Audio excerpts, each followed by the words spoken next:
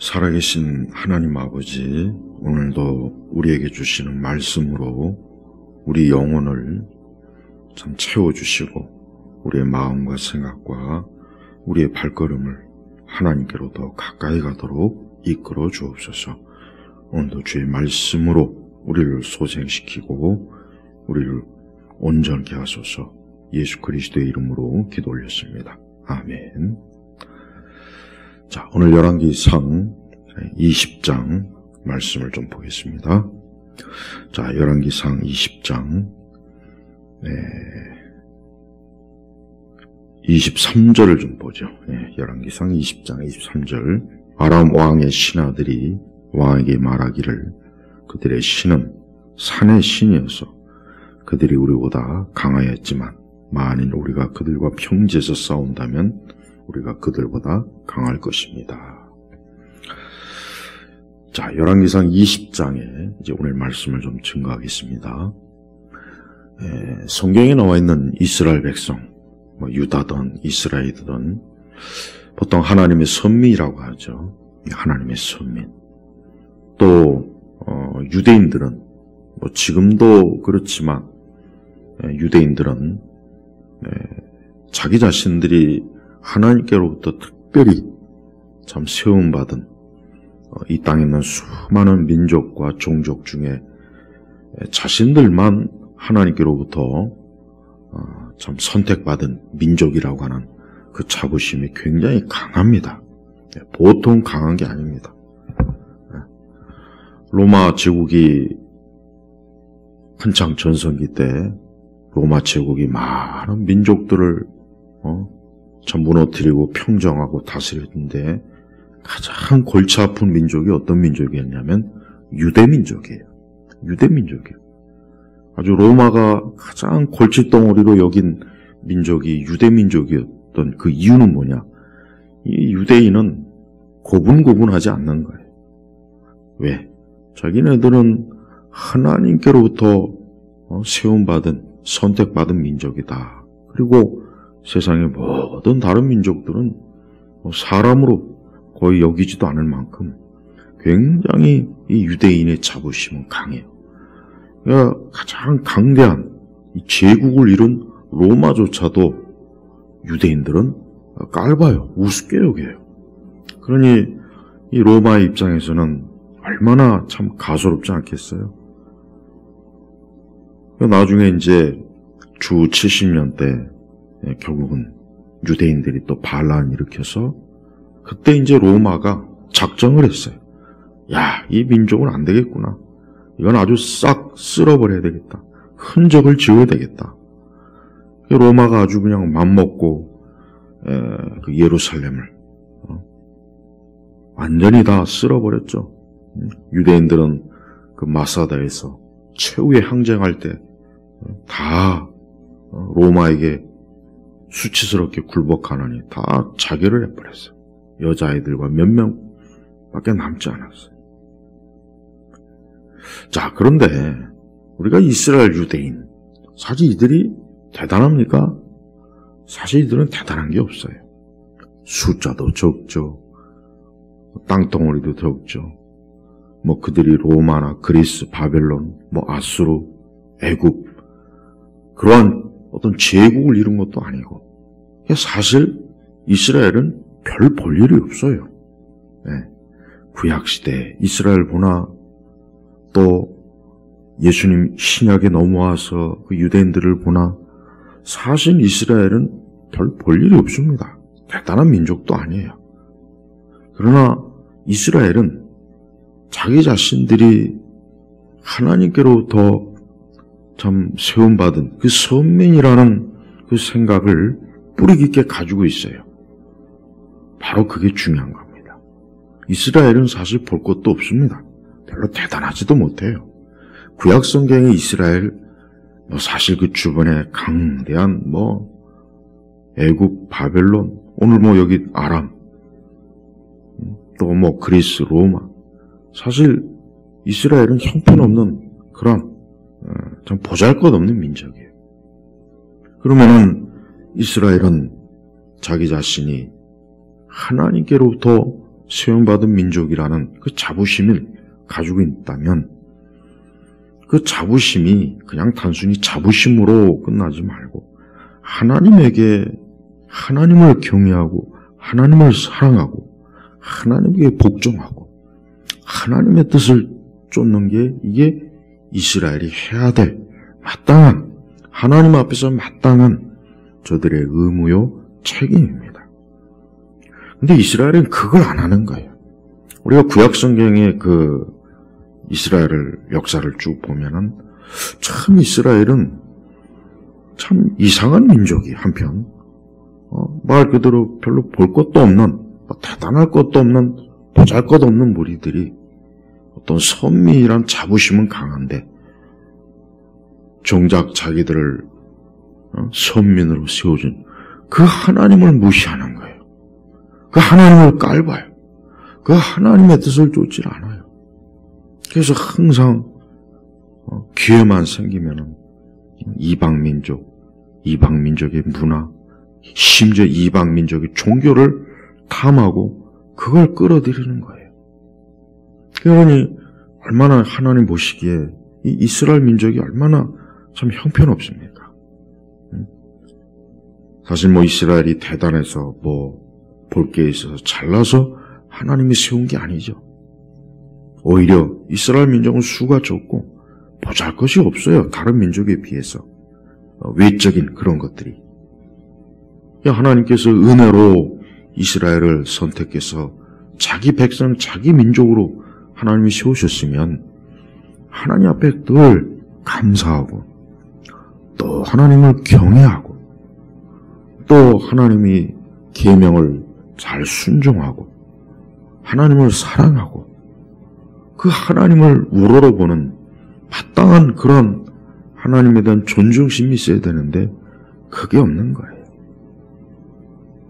바로 오늘 우리 시대에 교회를 다니는 성도 혹 그리스도인이라는 사람들이 이런 모습이 많아요. 사실 우리 그리스도인이 대단합니까?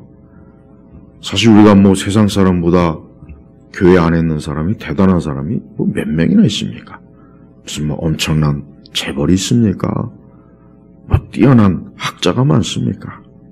무슨 뛰어난 예술가가 있습니까? 뛰어난 운동선수가 있까? 사실 교회 안에 있는 우리 그리스도인들, 성도들 사실 세상 사람들에 비하면 그런 면에서 볼 게 하나도 없어요. 대단할 것도 없어요. 오히려 이 세상의 사람들 보세요. 엄청난 지식과 권력과 돈과 능력, 재능, 이 세상 사람들이 가지고 있는 그거는 엄청나요. 거기에 비하면 우리 그리스도인은 사실 전혀 거의 볼 게 없어요. 내놓을 게 없습니다. 그러면 어떻게 되겠습니까? 우리는 그 세상을 흠모해서 우리가 저 세상처럼 세상 사람들처럼 저 세상의 영광 그렇게 해야 되겠습니까? 그렇지 않죠. 하나님께서 우리를 불러 세운 것, 하나님께서 교회를 세우고 우리를 성도로, 우리를 그리스도인으로 세운 건 우리 개인의 어떤 능력이나 경건이나 거룩이나 재능이나 우리 어떤 탁월함이 있어서가 아니라 전적인 하나님의 은혜예요. 마치 이스라엘 민족을 하나님께서 자기 민족으로 세운 것, 자기 백성으로 세운 것이 바로 뭡니까? 하나님의 은혜입니다. 그러니까 이스라엘이나 오늘 교회, 우리 그리스도인들이나 하나님을 전적으로 사랑하고 그분 앞에 겸손하고 그분 앞에 머리를 수그리고 자기 자신의 죄악됨과 어리석음과 인간의 부패와 하나님 앞에 절대적으로 복종하며 하나님을 사랑하고 섬기는 게 이게 마땅한 우리 그리스도인들의 모습입니다. 그럼 우리 성도들은 그러한 자신의 본분과 처지를 잊으면 안 돼요. 우리의 본분과 처지는 뭡니까? 다른 거 없습니다. 하나님을 떠나서 하나님과 함께하고 하나님을 벗어나지 않는 것이 내게 가장 좋은 것이다. 내가 마땅히 그래야 된다 하는 것을 그것을 항상 명심하는, 그걸 언제나 믿음 안에서 굳게 붙잡아야 돼요. 자, 열왕기상 20장에 보면은, 자, 보십시오.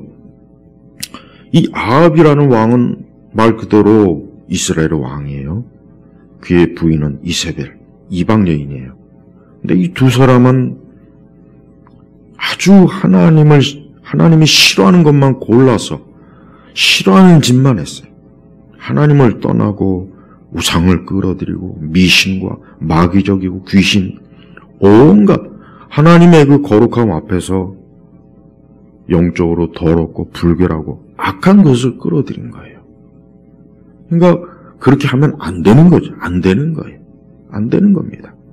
그런데 이 아합이라는 왕은 그걸 왕으로서 그걸 주도적으로 하나님이 왕으로 세운 거는 그 백성들을 더 하나님을 잘 공경하게 하고 하나님 말씀을 따르게 하고 하나님의 뜻을 쫓게 하라고 그 일을 잘 하라고 왕으로 세웠는데 오히려 이거는 하나님을 더 멀리하게 하고 하나님에게 등을 돌리게 하고 하나님을 떠나게 하고 그걸 주도적으로 이 아합이라는 사람이 한 거예요. 자, 그런데 아람 왕 베나닷이 무려 32명의 왕들과 함께 어때요? 군대를 몰아서 사마리아를 포위하고 이 이스라엘 왕 아합을 공격하기 위한 준비를 지금 마치고 그 아합에게 통지를 하는 거예요. 아합 왕 베나닷 32명의 왕들과 연합해서 연합군을 만들어서 그 보잘것 없는 이스라엘 왕 아합을 그 이스라엘을 지금 침공하려고 지금 하고 있는 거예요. 자, 보십시오. 우리 교회와 우리 그리스도인들은 이 세상이 이렇게 온 힘을 합쳐서 교회를 무너뜨리고 우리 믿는 자들을 무너뜨리려고 하는 게 이 세상입니다. 이 보잘것없는 이 이스라엘 왕 아합을 이 아람 왕 베나닷은 엄청난 군대를 데리고 와서 이스라엘 왕 아합과 그 이스라엘을 모든 걸 다 빼앗으려고 해요. 모든 걸. 영적으로 이 세상과 이 세상의 권력, 이 세상 사람들, 또 이 세상의 불신앙의 세력들이 하는 짓이 바로 그거예요. 교회, 우리 믿는 자, 하나님의 사람, 하나님의 사역을 몽땅 빼앗고 무너뜨리는 것. 이게 이 세상이 하는, 이 공중권세 잡은 마귀가 자기 하수인인 이 아람 왕 베나닷을 그리고 그를 따르는 또 32명의 왕들과 함께 결국은 뭐요? 하나님의 백성, 하나님의 통치하시는 하나님의 나라 이스라엘을 이렇게 어때요? 공격하고 파괴하고 빼앗으려고 부지런히 힘을 모으는 거. 지금도 똑같습니다. 지금도 똑같아요. 우리 성도들은 그래서 항상 어때요? 늘 영적으로 경계를 해야 돼요. 영적으로 경계를 해야 돼요. 늘 악한 원수 마귀, 또 교회를 싫어하고 교회를 미워하고 우리 그리스도인들을 미워하고 하나님의 종들을 싫어하고 혐오하고 하나님의 일을 회방하는 이 세상의 그러한 일들에 대해서 늘 영적으로 경계심을 가져야 됩니다. 또한 우리 성도 한 사람 한 사람은 언제 어디서 영적인 이 악한 베나닷이 또 그와 함께 뭉친 32명의 왕들이 언제 어느 때 나를 무너뜨리고 나를 죽이고 나를 파괴하고 나를 실족시키고 나를 넘어뜨리려고 할지 항상 우리가 경계를 해야 돼요. 바로 그런 것 때문에 우리가 언제나 이 기도와 말씀에 깨어 있어야 되는 이유가 바로 그런 이유 때문에 그럽니다. 그런데 이 아합은 어때요? 아합은 사실 전혀 그런 경계와 준비가 안 돼 있어요. 아합은 사실 그냥 오합지졸의 왕일 뿐이에요. 아합 자신도 하나님을 떠난 자이고 그를 따르는 이스라엘 백성도 역시 어때요? 하나님을 등을 돌린, 지금 이스라엘은 전체가 다 사실은 상태가 싹 좋지가 않아요. 특히 이 아합의 상태가 너무 안 좋아요. 그러니까 이 아합이 지금 베나다시 무섭게 경고하고 협박을 하니까 거기에 굴복을 하잖아요. 거기에 굴복을 해요. 아합은 평소에는 그냥 자기 마음대로 하나님과는 상관없이 자기 멋대로 자기 마음대로 하나님이 싫어하고 미워하는 온갖 것들을 끌어들이다가 막상 이 베나닷과 그의 연합군이 침범하니까 꼼짝을 못하잖아요. 아무것도 뭐 해야 될 줄을 몰라요. 그래서 이제 야합이 이스라엘의 장로들을 불러가지고 어떻게 하면 좋겠냐 하고 의논을 하는 거예요. 그래도 이 장로들과 온 백성은 그래도 왕보다는 좀 나은 것 같아요. 그래서 8절에 보니까 왕은 듣지도 마시고 동의하지도 마십시오. 그래도 장로와 백성들은 그나마 오히려 아합보다 더 나았습니다. 그냥 베나닷에 굴복해서 그냥 우리 그 밑에서 그냥 노예로 그냥 삽시다. 전쟁해봐야 될 것도 아니고 그렇게 나오는 것이 아니라 오히려 어때요? 오히려 그렇게 듣지도 말고 동의하지도 마십시오. 그러나 여기서 한 가지 또 문제가 있습니다. 그렇다고 장로들과 온 백성이 뚜렷한 무슨 길이 있는 게 방법이 있는 것도 아니에요. 그런 게 있는 게 아니에요. 바로 여기에서 이제 하나님의 은혜가 나타납니다. 13절에 보니까 그때 한 선지자가 누굽니까? 하나님이 보낸 하나님의 종이에요. 사실 이스라엘의 왕이나 이스라엘 장로나 백성들이나 아람왕 베나닷이 연합군을 형성해서 침범하고 이제 모든 걸 다 빼앗기려고 할 때 사실 어떤 대책이 없습니다. 대책이 없어요.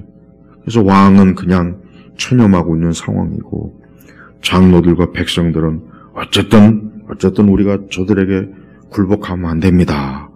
아무 대책도 없이 그냥 고집만 세우고 있는 상황이에요. 근데 바로 그때 어때요? 하나님께서 자기의 종을 보내는 거예요. 바로 여기에서 하나님의 은혜가 나타납니다. 그냥 내버려 사실 아합이나 이스라엘 백성이나 하나님 앞에 잘한 게 없습니다. 맨날 우상 숭배하고 아합과 이세벨에 의해서 우상에 빠져 있고, 근데도 하나님께서는 자기 백성을 긍휼히 여기서 저 베나닷의 손에서 이스라엘을 건져내 주시려고 하나님의 종을 보내서 내가 이 많은 무리를 보고 있느냐? 내가 오늘 그들을 내 손에 넘겨줄 것이니 내가 여호와인 줄 내가 알게 될 것이다. 하나님께서 하나님의 종을 통해서 이러한 은혜를 베푸는 거예요. 사실 하나님의 입장에서는 괘씸하잖아요. 이스라엘 백성이 괘씸하죠. 그냥 하나님의 종들은 다 잡아다 보이는 족족 잡아 죽이려고 하지요. 아세라와 바알 선지자들은 왕비와 왕의 지원을 받아서 아주 그냥 온 세상이 자기 것이냐 거들먹거리는데, 그냥 하나님께서 그 이스라엘 특히 아합과 이세벨을 망하게 하도록 하나님이 내버려 두셔도 사실 전혀 잘못된 일이 아닌데, 이게 하나님의 은혜예요. 하나님께서는 그래도 자기 백성과 하나님이 택한 하나님의 이 백성들을 불쌍히 여기는, 이게 하나님의 은혜입니다.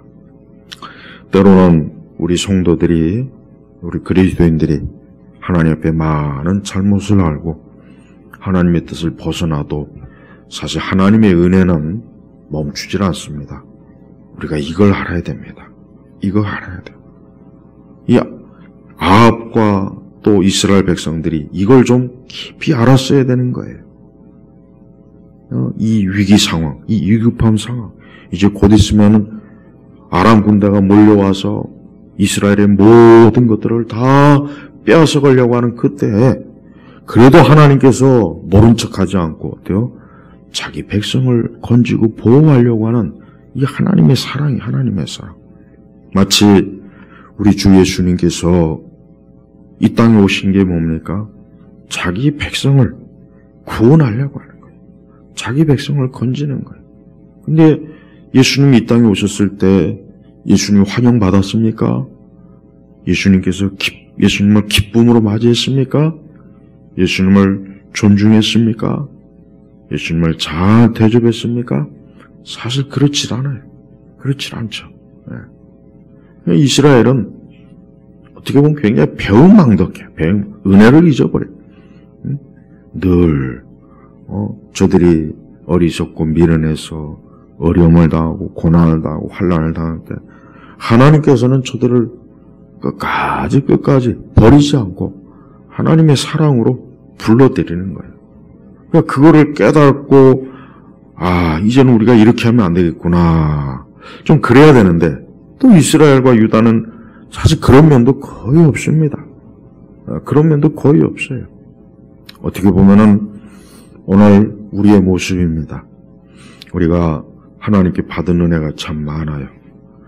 물론 우리가 그걸 깊이 생각하지 않으면은 하나님께로부터 받은 은혜가 뭐가 있나? 무슨 내가 대단한 복을 받았나? 무슨 내가 대단한 도움을 받았나? 그렇게 생각할 수도 있습니다. 그러나 그렇지 않습니다. 하나님은 끝까지 자기 백성을 돌보시고 사랑하시는 분이에요. 마치 우리 예수님께서 비록 십자가에 달리셔서 큰 고통과 괴로움을 겪고도 그래도 자기 백성과 자기 사람들을 끝까지 보호하고 그들을 지켜주려고 했고 그들과 함께 하려고 했어요. 또 예수님을 아주 악독하게 예수님을 십자가에 매단 그들에게 어떤 저주를 내리거나 그들에게 어떤 재앙을 내리도록 한 것이 아니라 오히려 저들이 자기의 죄를 깨닫지 못한다고 우리 예수님께서는 오히려 긍휼과 은혜로 대하신 거예요. 이게 바로 하나님의 은혜와 사랑입니다. 우리 그리스도인들은 기본적으로 내 형편과 처지가 어떻든 내가 하나님의 돌보심과 하나님의 사랑을 받고 있다는 걸 절대 잊지 마세요. 엄밀히 얘기하면은 하나님의 사랑과 하나님의 돌보심은 우리에게 달린 것이 아니라 하나님의 전적인 은혜입니다. 은혜. 그래서 기독교 신앙은 이 은혜를 잘 알아야 돼요. 기독교 신앙은 이 하나님의 은혜를 알지 못하면은 그 사람은 아직 기독교가 뭔지를 모르는 겁니다. 하나님의 은혜라고 하는 것은 사실 많은 신학자들이 많은 설교자들이 어떤 하나님의 은혜에 대해서 책을 쓰고 설교를 하지만 1000분의 10,000분의 1도 사실 다 드러내지는 못하는 것 같습니다. 저 역시 마찬가지예요. 우리는 항상 하나님이 내게 주신 은혜가 무엇인가를 늘 생각한다면 우리는 우리의 형편과 처지를 통해서 불평이나 원망이나 화를 내거나 그것이 아니라 그래도 하나님 앞에 감사하는 마음, 또 하나님을 사랑하는 마음, 하나님을 공경하는 마음, 하나님을 두려워하고 우러러하는 마음이 분명히 우리 심령에서 넘쳐날 겁니다. 자, 하나님께서는 이 아합과 이스라엘을 그래도 불쌍히 여겼어요. 그래서 이 아합의 군대를 물리칠 수 있는 그 비법을 알려주고 그리고 하나님께서 함께 하시니까 어때요? 하나님이 함께 하시니까 이 아람 왕 베나닷의 군대가 결국은 이스라엘 앞에서 도망가요. 20절에 보니까 그들이 각자 자기 상대를 쳐 죽이니 아람 사람들이 후퇴하고 이스라엘이 그들을 추격하였는데 아람 왕 베나닷은 말을 타고 기마병들과 함께 도망하였다. 이스라엘 왕이 나가서 말과 병거를 치고 아람 사람들을 많이 사륙하였다. 참 대단하죠. 이게 누구의 예시입니까? 아합이나 이스라엘 군대가 강해서일까요? 아니에요. 그렇지 않습니다. 아람 왕과 무려 32명의 왕들이 그 연합군은 엄청난 숫자예요. 이스라엘이 아무리 해봐야 되지도 않습니다. 그러나 하나님이 함께 하신 거예요. 하나님이 함께 하셨기 때문에 결국은 아람 왕 군대가 이스라엘 앞에서 패배하고 도망한 겁니다. 자, 하나님께서는 이렇게 끝까지 자기 백성을 보호하고 지키는 일에 하나님은 열심을 내시는 분이에요. 지금도 마찬가지입니다. 여러분, 세상이 아무리 이 교회와 우리 성도들을 죽이려고 달려들어도 하나님이 우리를 지킵니다. 하나님께서 우리와 함께 하시고 우리를 보호합니다. 그래서 우리 성도나 우리 교회는 믿음을 가지고 하나님을 붙잡을 필요가 있어요. 또 그래야 됩니다. 하나님은 자기 백성과 교회를 끝까지 사랑하시는 분이에요. 아합은 자기 능력이나 자기 어떤 재주나 실력이나 자기 세력으로 아람 왕을 이긴 건 아니에요. 그건 아닙니다. 왜? 그럴 만한 지금 처지와 형편이 안 됩니다. 이스라엘은 사실 굉장히 약해요. 아람하고는 비교가 안 돼요. 그래도 하나님이 함께 하시니까 어때요? 결국은 아람 왕 베나닷, 아주 교만하고 아주 거만하고 아주 한순간에 그냥 이스라엘을 짓밟을 것처럼 그렇게 위세가 대단했던 아람 왕이 결국은 어떻습니까? 도망. 부끄러움과 수치를 당하는 거예요. 이렇게 교만하면 반드시 무너집니다. 교만하면 꼭 무너지게 돼요. 이게 세상에 하나님이 정해놓으신 원리예요. 교만은 패망해. 교만하면 패망하는 거예요. 이 베나닷도 그렇게 막 그냥 위세가 대단하게 거대한 군대를 가지고 저 조무레이 같은 이스라엘 그냥 한순간에 짓밟으리라, 무너뜨리라. 그렇게 기세등등 나왔지만 결국은 어때요? 도망치는 신세가 됐어요. 그러니까 이 세상은 하나님이 정해놓은 원리 중에 하나가 뭐예요? 교만하면 반드시 망합니다. 나 잘났어. 나 대단해. 내가 오라. 나는 그 사람은 반드시 망해요. 반드시 부끄러움과 수치를 당해요. 그러니까 우리 성도들은 항상 겸손해야 돼요. 겸손해야 돼요. 겸손하라는 말을 많이 듣지만 실제로 겸손한 성도는 그렇게 많지는 않은 것 같아요. 겸손하라는 말은 많이 듣고 많이 배우지만 막상 겸손하지는 않은 것 같아요. 항상 하나님 앞에 하나님을 두려워할 줄 알고 하나님 두려워할 줄 알고 늘 하나님 앞에서 자기 자신을 낮추고 자기의 죄성과 어리석음과 부패함을 생각하면서 절대로 스스로 대단하다, 내가 잘났다, 내가 무엇이 된다 이런 생각을 하나님 앞에 가지면 안 돼요. 그래서 우리 성도들은 이 세상을 살아갈 때 겸손해야 됩니다. 겸손해야 돼요. 겸손한 사람이 사실 기도하고 겸손한 사람이 사실은 하나님 사랑하고 겸손한 사람이 온유하고 겸손한 사람이 하나님을 전적으로 의지하고 하나님을 바라봐요. 근데 이 아람 왕 베나닷은 얼마나 교만한지 말도 못합니다. 자, 근데 이 아람 왕의 신하들이 참 어리석은 생각을 해요. 뭐냐면 마치 이스라엘의 신은 산의 신이다. 이게 산의 신. 그러니까 이제 애굽에서 출애굽할 때부터 갈멜산이다 뭐다. 그러니까 아람 사람들이 볼 때는 저 이스라엘이 믿는 신은 산의 신이기 때문에, 그러니까 산에 거주하는 산에서만 강한 신이기 때문에 우리가 전쟁에서 피었나 보다. 그러면 이제 다음 전쟁할 때는 평지에서 하자. 그럼 우리가 이길 거다. 얼마나 어리석어요. 아람 사람들이 어리석음이 여기서 참 아주 유감없이 드러나요. 여러분, 하나님이 산의 신입니까? 그러니까 하나님은 산에서만 강하고 평지에서는 힘도 못 쓰는 그런 신일까요? 그러니까 아람 사람들이 그런 생각을 한 거예요. 참 아람 사람들의 이 생각이 참 어리석다 못해 굉장히 우스워요. 응? 아니 하나님이 기껏해야 산에서만 큰 소리 뻥뻥 치고 힘이 강하고 평지에서는 아무런 힘도 못 쓰는. 근데 아람 사람들이 그렇게 알고 있어요. 근데 결과적으로 어때요? 결국은 또 패했어요. 또 패했어요. 29절 보니까 서로 대치하여 7일 동안 진을 치고 있다가 7일째 전투가 시작됐는데 이스라엘 자손들이 아람을 쳐서 하루에 보병 10만 명을 죽이니 엄청나게 죽인 거예요. 10만 명이면 보통 완전히 아람은 망했습니다. 그 아람 군대하고 그 베나닷과 같이 올라온 그 32명의 왕들은 그냥 폭삭 망한 거예요. 응?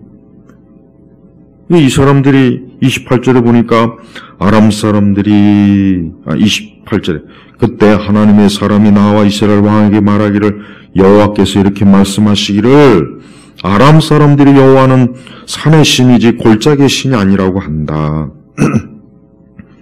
그러니까 제가 아까 얘기했죠.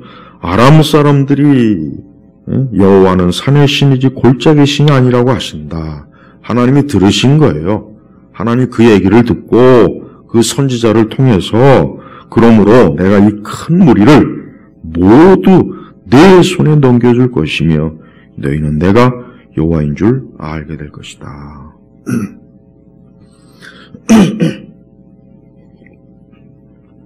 하나님께서 이 아람 사람들이 말하고 생각하는 걸 다 아시고 본 거예요. 하나님 편에서도 얼마나 이 아람 사람들이 생각이 참 천진난만하고 유치하겠습니까? 아하, 그래. 내가 산의 신이니까, 산의 신밖에 안 되니까, 평지에서 이제 싸우면 너희들이 이길 거라고 생각하는구나. 그래, 어디 그렇게 되나 두고 보자. 하나님께서 하나님의 종을 통해서 어때요? 그 아람의 모든 군대들을 아합의 손에 붙여주겠다. 그래서 결국은 어때요? 아람의 군대가 하루에 무려 10만 명의 군인들이 그냥 떼죽음을 사륙을 당한 거예요. 자, 하나님은 온 세상을 통치하신 분이에요. 하나님은 온 세상을 통치해. 하나님은 산이고 평지고 사막이고 강이고 우주고 도시고 시골이고 하나님께서 통치하지 않는 영역은 없어요. 이 땅에 수많은 우상들이 지천에 깔려 있고 우상의 신전과 우상의 종교기관이 사방천지에 있지만 그들은 손가락 하나도 까딱 못합니다. 누가요? 하나님이 다 통치하는 거예요. 하나님이 다 통치하는 거예요. 네? 지금 이 대한민국 곳곳에 보면은 저 산에도 절이 많고 그냥 도시 아주 중요한 거점에 보면은 성당이 아주 버젓이 서 있고 그러나 그거 별거 아니에요. 왜? 하나님이 다 통치하는 거예요. 하나님이 다스리는 거예요. 그러니까 우리 믿는 사람들은 절대 저 우상의 세력과 저 세상의 불신앙의 거대함에 조금 더 주눅들 필요 없어요. 왜? 하나님이 모든 걸 다스리는 거예요. 하나님께서 다 다스리고 통치하는 겁니다. 그래서 우리 성도들은 그래서 하나님을 믿고 의지하고 하나님 앞에 나아가야 되는 거예요. 나는 비록 보잘것없고 연약하고 형편없고 능력도 없고 지혜도 없고 지식도 부족하고 참 그렇지만 내가 믿는 하나님은 온 세상의 주인이요 모든 인생들의 주인이라는 것을 확실하게 믿어야 돼요. 하나님께서는 참 이 아합을 정말 크게 도와주십니다. 작게 도와주지 않아요. 굉장히 크게 도와줘요. 이 아합이라는 사람이 정말 지독스럽게 하나님의 종들도 핍박하고 또 하나님 미워하는 것을 그렇게 해도 하나님께서는 이렇게 그냥 크게 도와줘요. 크게. 그러니까 하나님의 백성을 건드리면 안 되는 거예요. 하나님의 백성을 건드리면 안 됩니다. 세상이 그걸 잘 몰라요. 교회를 건드리고 주의 종들을 건드리고 하나님의 사람들을 건드리는 거는 하나님을 건드리는 거예요. 그 하나님을 건드리는 거기 때문에 하나님은 자기 백성을 건드린 거를 하나님에게 대적하는 걸로 그대로 받아들인 겁니다. 그러니까 아합과 이스라엘이 비록 하나님에게 참 정말 하나님 앞에서 합당하지 못하지만 그래도 하나님은 어때요? 아브라함과의 언약을 끝까지 지켜주는 거예요. 그러니까 하나님은 언약의 하나님, 약속의 하나님이에요. 그저 달면 삼키고 쓰면 뱉는 우리 인간의 속성은 그러잖아요. 우리 인간은 그러잖아요.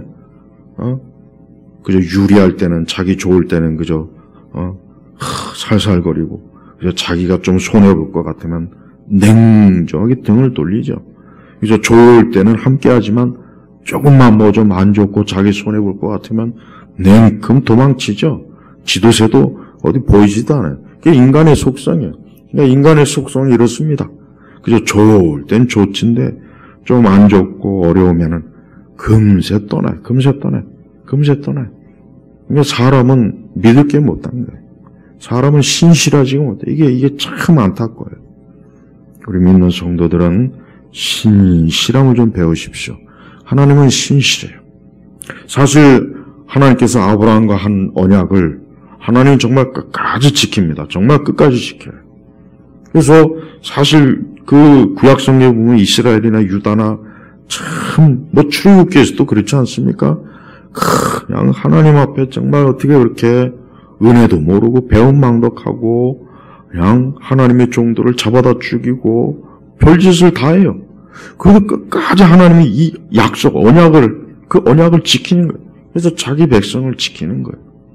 그래서 하나님은 자기 백성을 못 살게 하고 괴롭히고 힘들게 하고 그런 민족이나 그런 사람, 그런 세력들을 아주 하나님께서 가만두질 않습니다. 그러니까 이 아람 왕 베나닷이 하나님의 백성, 하나님의 자녀들을 못 살게 하고 괴롭히고 이렇게 대적하니까 하나님께서 어때요? 어디 내 백성에 손을 대느냐?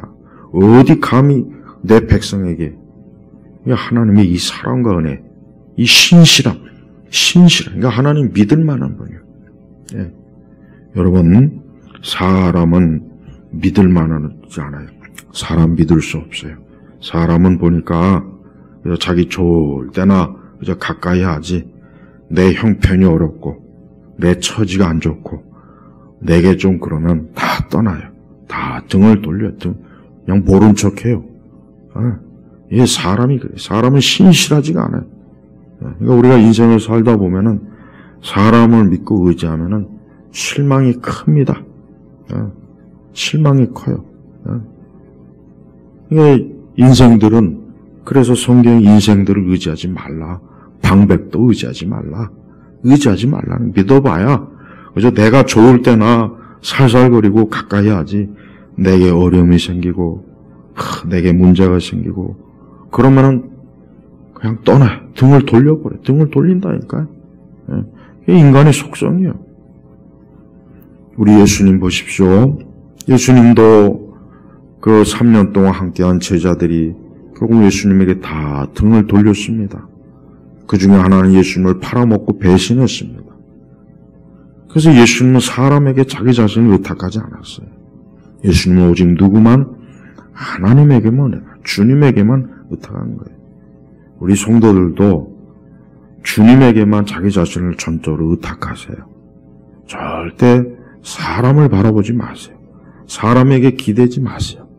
사람에게 의지하지 마세요. 그런 마음이 조금이라도 들면 빨리 회개하고 더 주님께로 가까이 하시기 바랍니다. 절대 사람은 의지할 대상이 못 돼요. 신실하지가 못해요. 믿을 수가 없는 거예요. 믿을 수. 그러나 주님, 우리 예수님은 믿을 수 있어요. 예수님은 절대로 우리에게 등을 돌리지 않아요. 심지어 우리가 좀 잘못하고 문제가 있어도 예수님은 우리를 궁일이 불쌍히 여겨요. 궁일이 불쌍히 여겨주는 분이 우리 예수님은. 그러나 사람은 그렇지 않거든요. 사람은 내가 문제가 있고 어려움이 생기면 다 등을 돌립니다. 냉정합니다. 인정사정이 없어요. 그러나 예수님은 아니에요. 그래서 여러분, 이 땅에 살면서 많은 고통과 상처를 받은 분들, 예수님에게 오십시오. 예수님에게 오면은 예수님은 절대로 버리거나 등을 돌리거나 어떤 이익을 쫓아서 우리를 다루지 않습니다. 끝까지 우리를 사랑해요. 하나님께서는 이 베나닷을 오히려 무너뜨려요. 베나닷이 오히려 전쟁에서 패하게 만들어요. 사실 아합이 예쁩니까? 사실 이스라엘이 예쁩니까? 그냥 막 우상 숭배하고 하나님의 뜻을 따르지 않고 주의 종도를 잡아다 죽이고. 근데 하나님께서는 자기 백성이기 때문에 이 언약을 끝까지 지키는 거예요. 지켜요. 우리가 성경에서 볼 수 있는 가장 중요한 어떤 신학적인 핵심 교리가 뭐냐면 이 언약교리예요. 언약교리. 하나님의 약속을 지켜요. 하나님은 항상 약속을 끝까지 이루셔요. 끝까지. 예수님도 약속에 의해서 이 땅에 오신 거예요. 예수님도 언약의 주님이에요. 언약. 그래서 이 언약 신앙은 참 중요합니다. 우리가 이 세상도 그래요. 세상도 약속, 언약 참 중요하거든요. 그런데 이 세상은 이 약속을 쉽게 밥 먹듯이 내 이익과 형편에 따라 그냥 수시로 막 뒤바꾸고 배신하고 등 돌리고 그래요. 그러나 하나님의 언약은 불변이에요. 불변이에요. 여러분이 아브라함과 맺은 언약부터 시작해서 한번 성경을 쭉 읽어보십시오. 아니 그 이전에 에덴 동산에서 하나님께서 어때요? 맺은 언약도 보세요. 끝까지 갑니다. 끝까지. 참 그게 그러니까 하나님은 절대적으로 믿어도 전혀 문제가 없어요.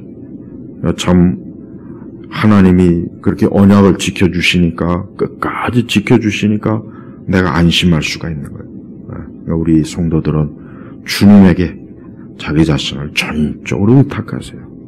여러분의 처지와 형편이 어떻든 주님에게 전적으로 의탁하세요. 왜? 주님은 믿을 만한 분이기 때문에 그래요. 자, 이제 베나닷은 참 부끄러운 꼴을 당했습니다. 30절에 보니까 베나닷도 성으로 도망하여 골방으로 들어갔다. 숨었다 이거죠. 숨었다. 여러분 기세등등한 그 베나닷이 그냥 큰 소리 뻥뻥 칠 때 하고 이제는 전쟁에서 패해가지고 몇 안 되는 조모래기 군대들과 함께 그 골방에 숨어있어. 골방에 숨어있는 거의 이제 베나닷 주변에는 이제 남아있는 사람들이 거의 없어요. 그 신하들 몇 외에는 이제 없는 거예요. 그때 그 신하들이 베나닷에게 뭐래요? 그 이스라엘 왕들은 아주 마음이 좋다고더라고요.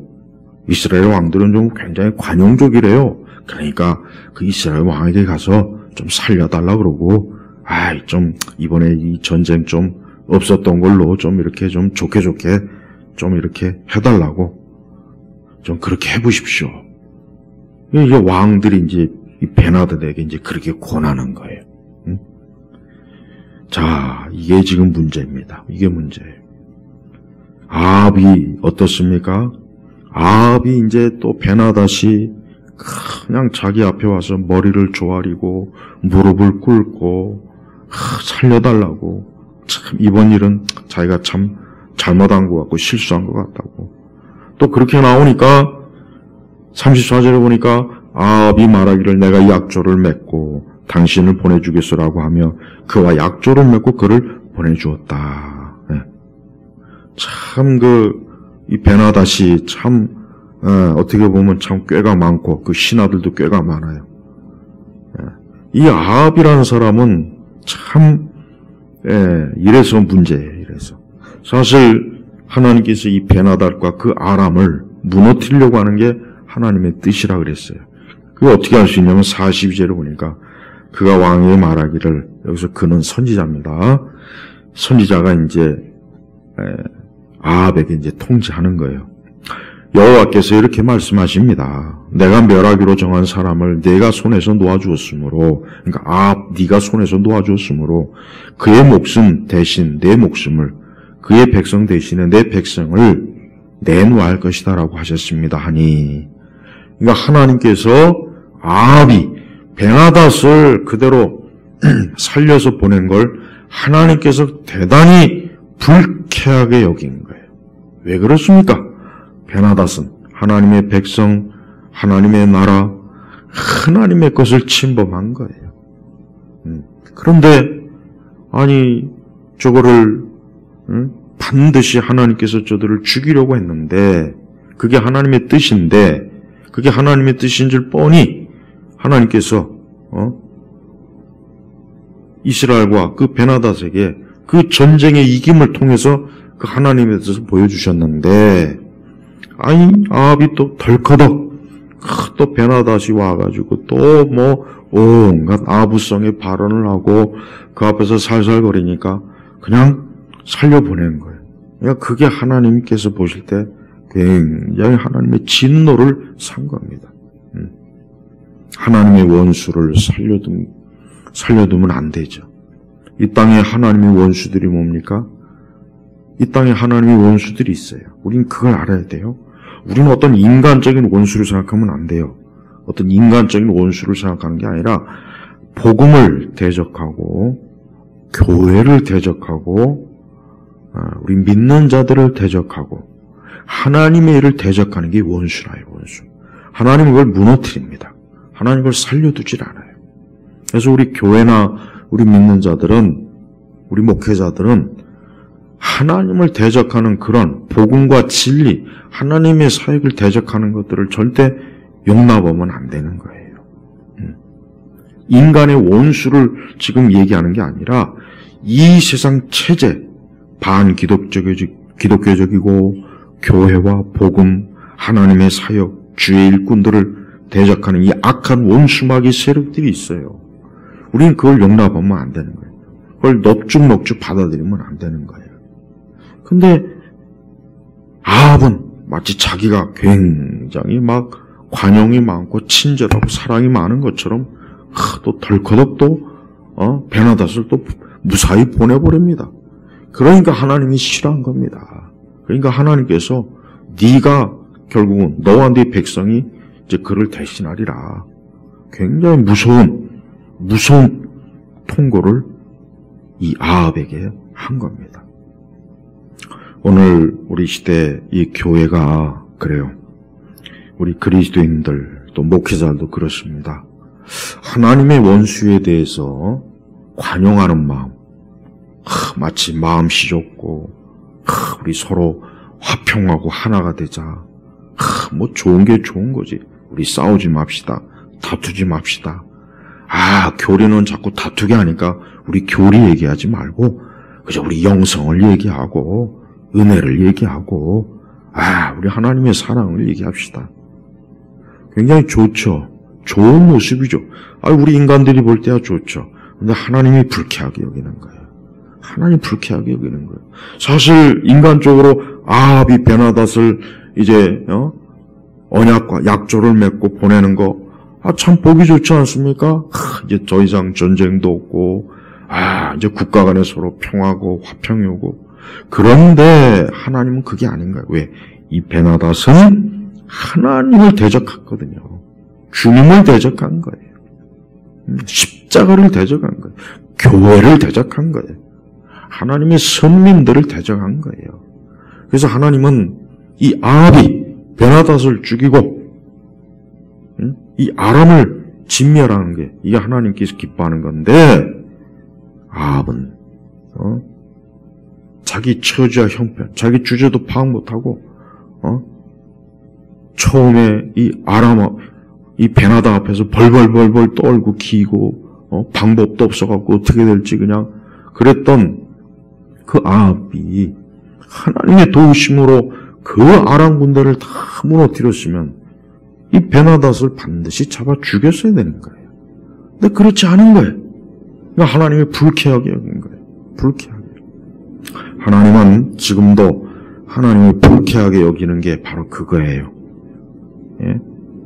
복음을 왜곡하고 성경의 이 진리를 왜곡하고 교리를 무너뜨리고 참된 정통 신학을 무너뜨리고 그러면서 종교 간의 화평, 화해, 이런 에큐메니칼 운동, 교회 일치 운동, 십자가의 원수들하고도 손을 잡는 것, 로마 천주교, 불교, 또 온갖 세상에 잡다한 것과 이것저것 우리 가리지 말고 우리 다 같이 평화롭시다, 함께 합시다. 우리 다 같은 각자 믿는 신이지만 우리 다 같이 한 마음으로 공통의 신앙을 가집시다. 이건 하나님이 미워하는 거예요. 우리 시대 교회가 이게 굉장히 심해요. 굉장히 심합니다. 그러니까 목회자나 신자들 마음속에도 조금만 어떤 어떤 진리를 가지고 좀 비판하고 그러면은 굉장히 싫어합니다. 굉장히 극도로 싫어요. 굉장히 저거는 평화를 해치고 저는 싸움꾼이야, 싸움닭이야. 저기는 안 돼. 저기는 아주 근본주의 신앙이야, 근본주의 신앙. 기독교 주류가 다 이 아합과 같은 자들이 많아요. 이 기독교 주류가 아합과 같아. 그러니까 이제 이것저것 가리지 말고 우리서 그저 하나 됩시다. 우리 종교 간에 서로 일치합시다. 평안합시다. 우리 싸우지 맙시다. 그저 손에 손잡고 같이. 세상은 그걸 좋아하는 거예요. 세상은 좋아하는 거예요. 예수 그리스도의 십자가의 복음은 거친 겁니다. 이 땅에서 다 환영받거나 박수받지 못합니다. 우리 주 예수 그리스도의 십자가의 복음은 모든 사람이 기뻐하고 좋아하는 게 아니에요. 원수 마귀, 그들의 하수인들은 싫어해요. 주님을 싫어해요. 예수님을 싫어해요. 복음을 싫어해요. 우린 이걸 반드시 알아야 돼요. 우리 성도 여러분, 하나님께서 기뻐하시는 그런 마음과 믿음을 꼭 가지십시오. 하나님이 기뻐하는 게 뭔지 아십니까? 하나님이 기뻐하는 것, 하나님이 정해 놓은 것, 하나님의 진리의 책에 굳게 붙잡는 거예요. 그거를 흐트리는 걸 절대 하나님이 좋아하지 않아요. 그러니 앞으로도 우리에게 주어진 복음의 이 진리, 이 십자가의 복음의 진리, 그리스도의 이 피의 복음, 이 교리, 이 바른 신앙을 절대로 우리의 손으로 무너뜨려서도 안 되고, 이걸 무너뜨리는 자들과 손을 잡고 함께하지 마십시오. 물론 그게 세상에서 볼 때는 굉장히 아름다운 모습일 거예요, 세상. 그러나 하나님 보실 때는 전혀 좋은 모습, 불쾌한 거예요. 자, 이 아합은 그런 선지자의 경고의 메시지를 들었으면, 이제라도 내가 잘못했구나. 회개하고, 내가 하나님 앞에 잘못했구나. 그래서 하나님 앞에 회개하고, 하나님의 뜻을 다시 쫓으려고 했어야 하는데, 40절 내려보니까 이스라엘 왕이 마음이 상하고 화가 나서, 그러니까 이 아합이라고 하는 사람은 일체 하나님에 대해서 어떤 마음도 없어요.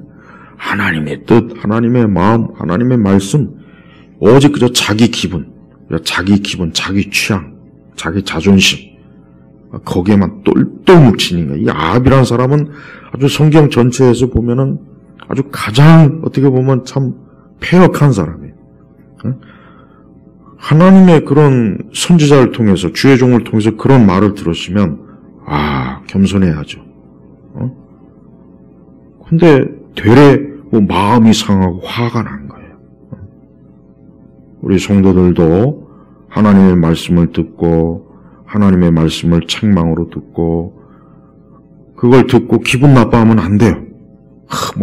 마음이 상했다, 시험에 들었다, 오늘 설교가 좀 내 마음을 상하게 했다, 화가 난다. 그건 잘못된 거예요. 물론, 그럴 수도, 그런 마음이 들 때가 있긴 하겠지만, 그건 하나님이 기뻐하는 게 아니에요. 그러니까 이 이스라엘 왕 아합은 아주 태도가 불량해요. 하나님께서 뭘 책망하고 들었으면은, 그 즉시, 주여 내가 잘못했습니다. 그 무릎을 꿇고 복종할 생각, 그럴 생각은 안 하고 되레 마음이 상하고 화가 나서 우리 시대 사람들이 툭하면 마음이 상하고 화가 나잖아요. 우리 시대는 이 자아 존중, 이 자아가 완전히 하나님이 하나님. 어떻게 보면 각 사람마다 자기가 신이라는 생각을 갖고 사는 것 같아요. 그러니까 조금이라도 이렇게 들으면은 기분 나빠하고 화를 내고. 그러니까 뭐 말을 할 수가 없는 시대가 된 거예요. 사실 교회도 그래요. 교회도 가만히 보니까, 오늘 우리 시대 목회자들은 책망을 잘 안 하잖아요. 설교 시간에.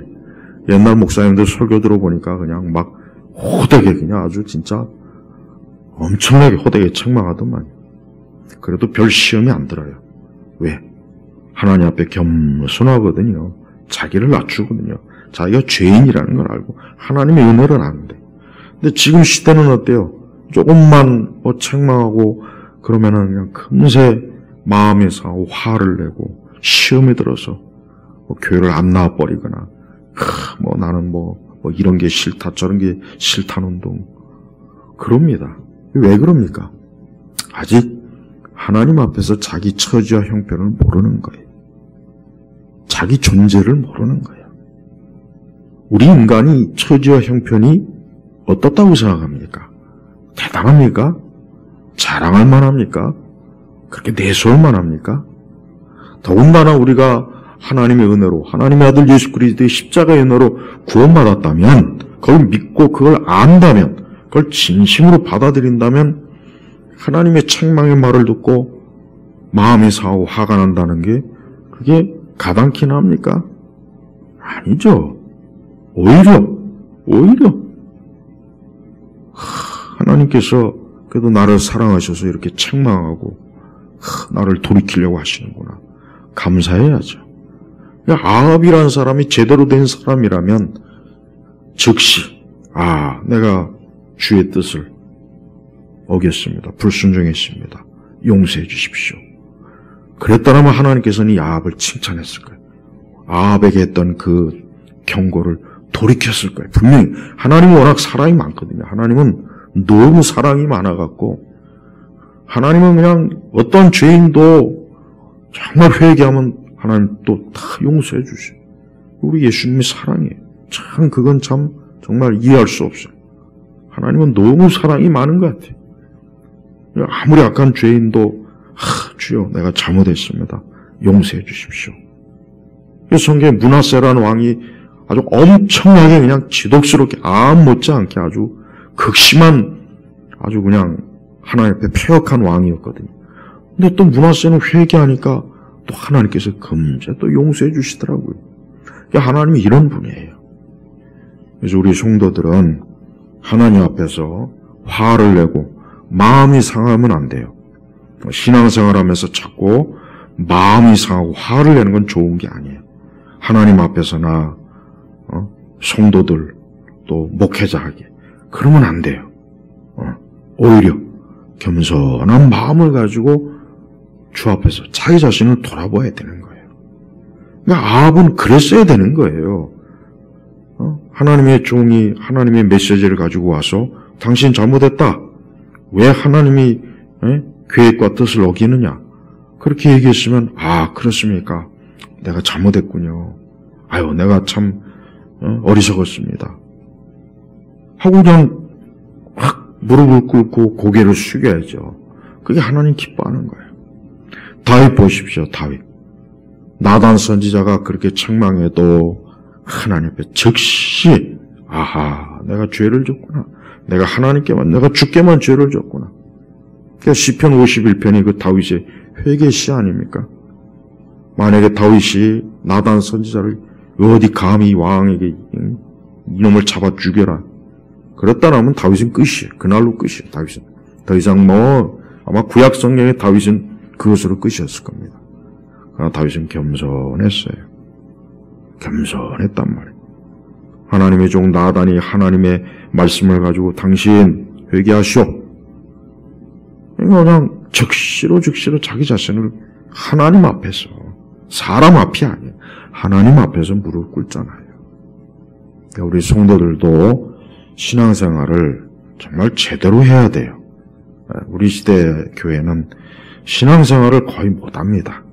그래서 신앙생활이라는 게 그저 교회 와서 뭐 예배당에서 말씀 듣고 뭐 교회에서 뭐 맡겨진 그게 신앙생활인 줄 알고 있어요. 그건 신앙생활이 아니에요.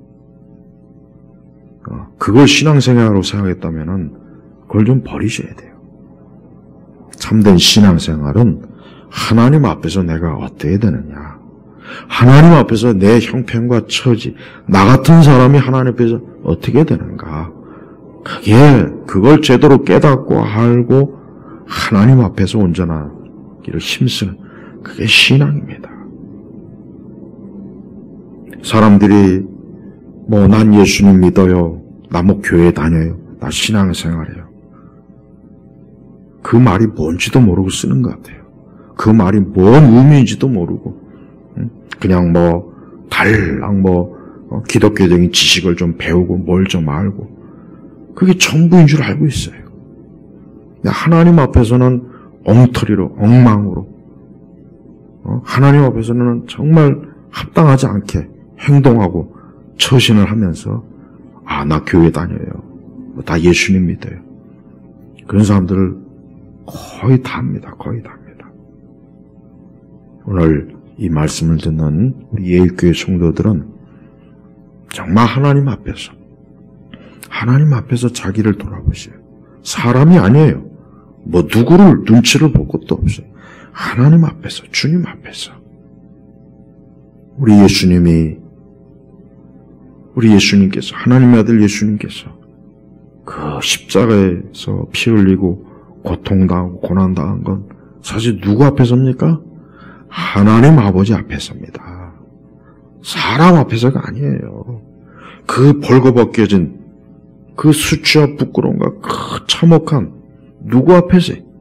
하나님 앞에서요. 하나님 앞에서. 사람 앞에서가 아니란 말이에요. 우리 온 성도들 예배당에 올 때, 예배를 드릴 때, 말씀을 들을 때 여러분이 가정에서, 직장에서, 어디에서나 하나님 앞에서 우리 자신의 처지와 형편을 좀 제대로 알고 우리 주 예수님 앞에, 주님 앞에 온전한 그러한 신앙을 가지시길 진심으로 주의 이름으로 축복합니다. 기도하겠습니다. 하나님 아버지 감사합니다. 우리에게 주신 생명의 말씀이 너무 귀합니다.